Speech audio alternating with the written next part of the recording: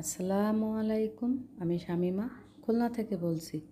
BD blogger Shamima channel থেকে আপনাদেরকে আরও একবার স্বাগত জানাই। কাছে কিংবা দূরে, দেশ কিংবা দেশের বাহিরে, যে যেখান থেকে আমার ভিডিওটি দেখছেন, আশা করছি আল্লাহ পাকের অশেষ রহমতে আপনারা সকলেই ভালো আছেন। আমরাও আলহামদুলিল্লাহ ভালো আছি। চলে আসলাম নতুন আরও একটা ব্লগ নিয়ে। তো আমি একটু বাগানে ঢুকলাম। এখন গাছ থেকে কাগজি লেবু ছিঁড়বো। তো 2 গাছ থেকে 2টা লেবু ছিঁড়বো। তো এখানে কিন্তু আমার 3টা লেবু গাছ আছে, মানে 3 জাতের আর কি। একটা আছে দেশি কাগজি লেবু, এই যে এটা আছে অরিজিনাল যে কাগজি লেবু সেটাই, আর 2টা আছে, ওই 2টা কিন্তু হাইব্রিড। তো এখানে কিন্তু এই গাছে এবার 6টা না 8টা যেন হয়েছিল। তা আগে খাওয়া হয়েছে আর একটা লেবু রেখে দিয়েছিলাম। তা রাখার পরে এখন দেখছি যে লেবুটা বেশ বড় হয়েছে। আর প্রথম যে সময় ছিঁড়ছিলাম সে সময় কিন্তু একটু সাইজটা ছোটো ছিল। তার মানে লেবুটা বেশ বড় হবে রেখে দিলে। তো সে কারণে আর সামনে যদি হয় ইনশাল্লাহ, তাহলে একটু সামনে এরকম রেখে দেবো, তাহলে অনেক বড় হবে আর রস হবে বেশি। এখন গাছ থেকে কয়েকটা কাঁচা ঝাল ছিঁড়বো, আর 2টা ঝাল দেখলাম পেকে গেছে, রেখে দেবো। বিচি করবো, আর সেই বিচি দিয়ে আবার নতুন করে চারা দেবো। কারণ এই গাছটা কিন্তু আল্লাহর রহমতে অনেক ঝাল খেয়েছি, ভালোই ঝাল হয়। আর আমি আমার রান্নাঘরের পিছনে যে ঝাল গাছগুলো লাগিয়েছিলাম সেগুলো কিন্তু পানিতে মরে গেছে। আর এখানেও কিন্তু উঠেই লাগিয়েছিলাম বেশ কয়েকটা ঝাল গাছ, সেগুলো কিন্তু মরে গেছে। কিন্তু এই ঝাল গাছটা কিন্তু আল্লাহর রহমতে মরেনি, এবং অনেকটাই ঝাল হয়েছে আর কি। আর এখন ঝালের তো প্রচুর দাম।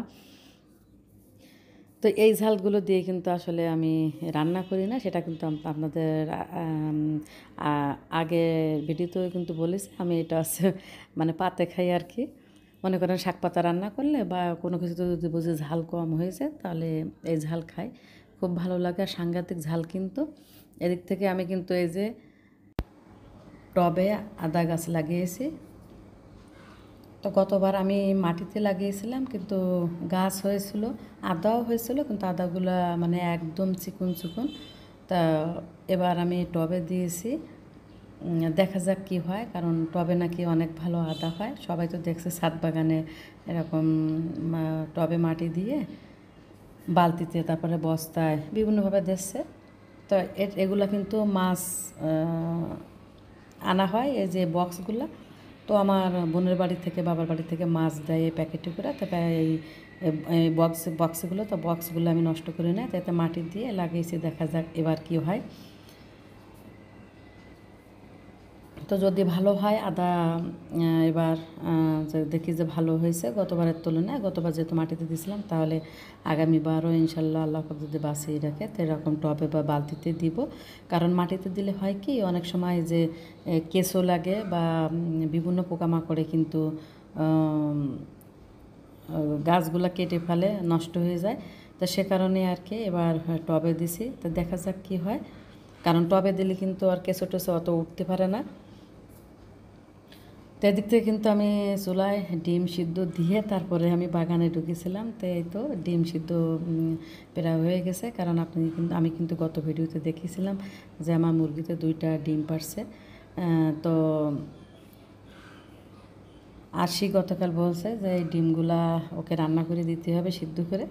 তাই সেই ডিম আর ঘরে যে কেনা ডিম ছিল তাই দিয়ে রান্না করব আর কি। আলু দিয়ে ডিম দিয়ে রান্না করবো। আর এদিক থেকে হচ্ছে ক্ষেত থেকে আমি ঘ্যাটকল উঠেছিলাম, ঘ্যাটকল শাক উঠিয়ে আমি প্রথমে একটু লবণ আর হলুদ দিয়ে সিদ্ধ করে তারপর ব্লেন্ডারে ব্লেন্ড করে নিয়েছিলাম। এখন হচ্ছে তেল দিয়ে, মানে গরম মশলা, দারচিনি, এলাচ, লবঙ্গ, তেজপাতা এগুলো দিয়ে একটু তেলে নিয়ে তারপরে পেঁয়াজ কুচি, রসুন কুচি, কাঁচা ঝাল, মানে যা যা মশলা লাগে, আদা টাদা সমস্ত মশলা দিয়েছি। এতে কিন্তু গোশের মশলার মতো সব কিছুই লাগে, ঝাল পেঁয়াজ সব কিছু দিয়ে একটু ভাজা ভাজা করে পেঁয়াজ রসুনটা মশলাটা একটু ভেজে নিয়ে এখন যে ব্লেন্ড করে রেখেছিলাম, আমি আমার কাজের সুবিধার্থে আমি মানে গতদিন এটা ব্লেন্ড করে রেখে দিয়েছিলাম। গতদিন 2-3 ভাগ রান্না করা হয়েছিল। তো সে কারণে আর রান্না করিনি। আর আমি অন্য একটা কাজ করার ইচ্ছা ছিল। তো সে দেরি হবে, কারণ এইটা ভাজতে কিন্তু একটু দেরি হয়। সে কারণে আমি ব্লেন্ড করে ফ্রিজে রেখে দিয়েছিলাম। তো আজকে শুধু মশলাটা ভুনে তারপরে এটা দিয়ে দিলাম। এতে করে কিন্তু আমার রান্নাটা তাড়াতাড়ি হয়ে যাবে। আর এটা কিন্তু একদম ভাজা ভাজা করতে হবে। তো তো এটা এই শাকটা ঘ্যাটকল শাক ভাজি বলে বা ভাজি করে অনেকে, যে যেভাবে রান্না করে। আমি কিন্তু সবসময় এইভাবে রান্না করি। আমি পাতা সহ, যে ভালো পাতাগুলো আছে পাতা সহ ডাটা আমি সিদ্ধ করে ব্লেন্ডারে দিয়ে একদম ব্লেন্ড করে নিই। তারপরে এরকম সমস্ত মশলা দিয়ে, গরম মশলা সব কিছু দিয়ে, আদা পেঁয়াজ রসুন ঝাল লবণ হলুদ যা যা লাগে আর কি সব কিছু দিয়ে তারপরে একদম ভাজা ভাজা করে ফেলি। তো অনেকে বলে বলে এটা খেলে গা ব্যথা কমে যায়। তো আমি আসলে ওই উদ্দেশ্যে খাইনি, তবে মুখে খুব ভালো লাগে খেতে, সেই জন্য আর কি খাই। তাই কিন্তু একদম শুকায় ফেলবো, তেলটা ফুটে যাবে নিচের থেকে, মানে কড়াইতে তেল তেল হয়ে যাবে, এবং নাড়তে নাড়তে যখন দেখবো যে একদম দোলা দোলা হয়ে আসতেছে, মানে কড়াইয়ের সাথে লাগতেছে না, সে পর্যায়ে কিন্তু নামিয়ে নেব। তো অল্প একটু হলেই কিন্তু 1 প্লেট ভাত খাওয়া হয়ে যাবে। তো খুব সুন্দর লেগেছিলো, এত সুন্দর লেগেছিলো তা বলার মতো না। তো অনেকে কিন্তু রান্না করে খায়। তা আসলে আমি এইভাবেই, এই যে ভর্তা বলতে পারেন বা ভাজিও বলতে পারেন, যেটাই বলেন না কেন, একদম আমি মানে ভাজা ভাজা করে নিব। তো এখন আমি চুলায় কাঠ দিয়ে জালটা আরও একটু বাড়িয়ে দিলাম, বাড়িয়ে দিয়ে এখন আমি একদম ভাজা ভাজা করে নেব। তা কাঠের জাল দেখছেন কী পরিমাণ জাল হয়, এই যে দেখেন, কিন্তু একটু কষ্ট হচ্ছে, কালি কালি চুলি লাগে হাতে আর কি। এখন সব দিক তো হবে না, যে কোনো জিনিস আপনি একদিকে ভালো পেতে হলে আর একদিকে খারাপ মানে হবেই, এটাই আছে স্বাভাবিক।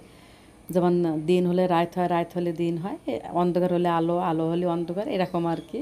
তো চুলার রান্না ভালো বা তাড়াতাড়িও হয়, জালটা অনেক জ্বলে, কিন্তু কালি চুলি মাখতে হয় এ আর কি। তো যেহেতু বাড়ির কাঠ নষ্ট না করে আমি একটু কষ্ট করি, কষ্ট হলে করার কিছু নাই, ফেলে না দিয়ে, যেহেতু কেনা লাগে না। তো একটা গ্যাস দিয়ে শুধুমাত্র রান্না করলে কিন্তু আমার একটা গ্যাসে 1 মাস হবে না। আর যেহেতু আমি কাঠে রান্না করি, টুকটাক গ্যাসে রান্না করি, যেমন একটু ডিম ভাজা বা একটু যে সময় অল্প একটু 1 ভাগ রান্না করতে হয় তখন করি, একটু দুধ জ্বালায় বা একটু নুডলস রান্না করি, এভাবে টুকটাক আর কি করা হয়। তো সেক্ষেত্রে দেখা গেলো আমার কোনো কোনো সময় যদি আমার আরাফাত আর ওরা যদি মানে আমার অগোচরে গ্যাস নষ্ট না করে, দেখা গেলো আমি বাসায় না থাকলে ওরা বেশি অপচয় করে, এটা সেটা করতেই থাকে। তা 5-6 মাস হয়ে যায়, আর এমনি সব সময় কিন্তু 3-4 মাস হয়। তা আমি কিন্তু একদম ভাজা ভাজা করে নামিয়ে নিয়েছি, আর ডিম রান্না করবো, সে কারণে ডিমগুলো একটু তেলে ভেজে নিচ্ছি। কারণ ডিম রান্না না করলে আজকে আসি স্কুল থেকে এসে আমাকে রাগ করবে। তো সেজন্য আর কি ডিম রান্না করবো আলু দিয়ে, আর ঘাটকলটা ভর্তা করে নেবো, আর গতকালের আম ডাল আছে সেটা জ্বালিয়ে নেবো, মাছের তরকারি আছে সেটা জ্বালিয়ে নেবো। তো আমি কিন্তু সব কিছু কমপ্লিট করে এদিক থেকে মাছ বাজার করে এনেছে। তা পার্শে মাছও আনছিল, তো ওগুলা কেটে আনছিল বাজার থেকে, তো আমি ধুয়ে প্যাকেট করে রেখেছি। তা আসলে দেখেন ভিডিও যে করবো আমার মনে ছিল না, সেটা যখন লাস্টে আমি চিংড়ি মাছগুলো ধুচ্ছি, বাগদা চিংড়ি, তখন আমি হঠাৎ আর আমার বড় মেয়েকে বললাম, আরপিকে, যে আরপি ফোনটা নিয়ে আসো, আমি একটু ভিডিও করি। আমার না মনেই থাকে না কেন জানি না।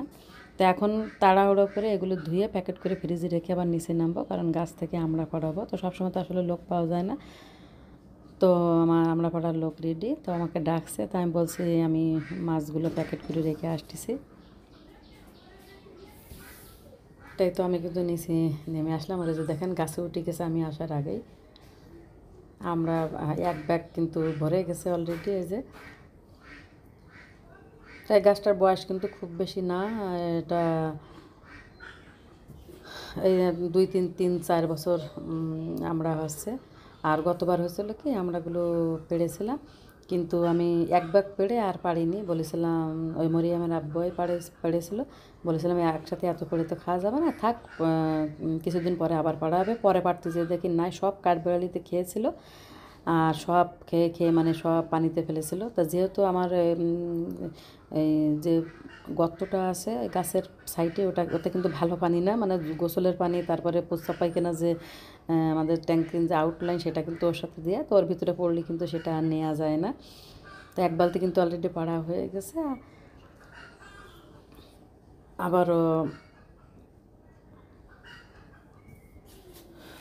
পাড়তেছে আর কি।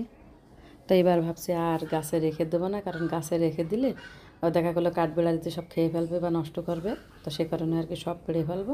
তো গাছটা খুব বেশি বড় না, তো যেটুকু হয়েছে আলহামদুলিল্লাহ। তা কিছু কিছু বড় হয়েছে অনেক, আর কিছু কিছু ছোট আছে, তাই এই কিন্তু আমি যে পারছে তাকে দিতে হবে। তারপর আমার 6 ঘর ভাড়াটিয়া আছে, তাদের দিতে হবে, প্লাস আমি রাখবো। আমার পাশে আমার বোনের মেয়ে বিয়ে দেওয়া আছে, ওদেরকে কিছু দেবো। এই ভাগযোগ করে কিন্তু আর নিজের তেমন কিছু থাকে না আর কি। তো আমরা খাওয়া কিন্তু অনেক উপকার, এতে কিন্তু ভিটামিন সি, বিশেষ করে এই সিজনে কিন্তু জ্বর জারি সর্দি কাশি এগুলো হচ্ছে। তো আশা করি আজকের ভিডিওটি আপনাদের ভালো লাগবে। তো সকলে ভালো থাকবেন। আল্লাহ হাফেজ।